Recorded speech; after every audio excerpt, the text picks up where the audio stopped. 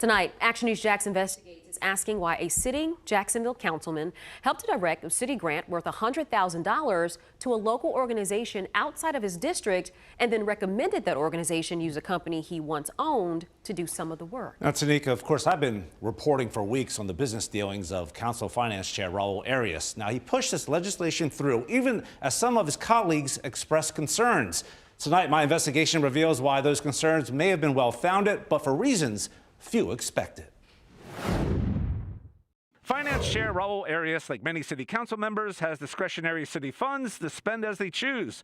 But questions are growing about how Arias attempted to use those dollars. I saw yesterday that a lot of people had issues with this bill for whatever reason. The bill, a $100,000 grant, first proposed in 2024 by the Southside councilman to go to the El Bethel Divine Holiness Church in Hogan's Creek for its crime prevention program.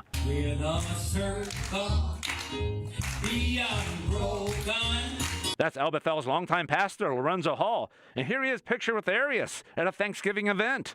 But not everyone was thankful for this bill when it was first served up. This bill gives me heartburn. Councilman Ron Salem is one of Arias' closest political allies. The issue here, the $100,000 grant came from unused discretionary funds that were moved into the city reserves after Arias didn't spend them. To get access to the money again, Arias needed a rare city council vote, and he got it. But in an Action News Jax investigation, I obtained internal emails from June showing the council auditor told Arias' assistant and Hall that the grant might face a future audit because any grant of $100,000 or more requires one.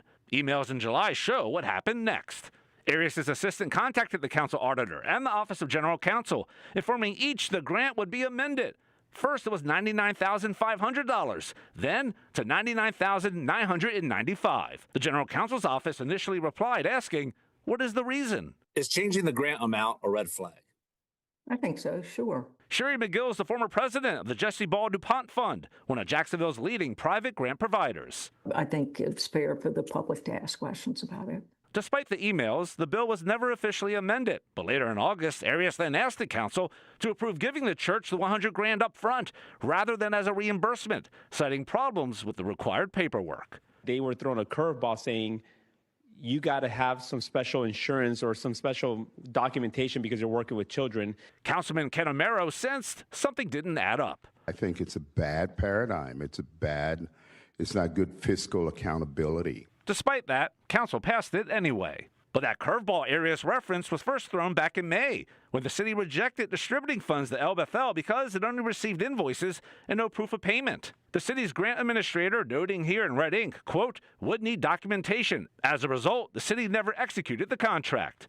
But there were two invoices of note from El Bethel that totaled $19,500 for website design from a company called Bold City Media. If that name sounds familiar, it should. I've reported for weeks on Arias' ties to Bold City Media. It's a company he once owned and currently sharing an address with his family's restaurant, Mambo's on Beach Boulevard. Hall sent me a statement about Bold City Media, reading in part, Councilman Raul Arias recommended Bold City Media, which handled our website. City staff later directed consolidating several vendor charges under Bold City Media, dropping the grant below $100,000.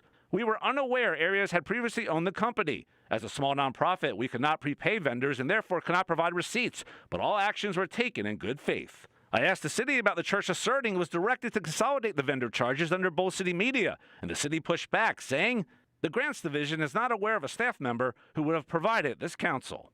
Arias denied any wrongdoing in a statement and blamed others, saying, I have followed every regulation and reporting requirement which is available to the public. Claiming otherwise is a false narrative created by political opportunists with zero credibility. Ultimately, Arias pulled the plug on the grant after meeting with General Counsel, which determined the grant will not proceed. As for McGill, she says this all raises a larger question. Should council members even be directing grants at all? Do you think city council is too close to this?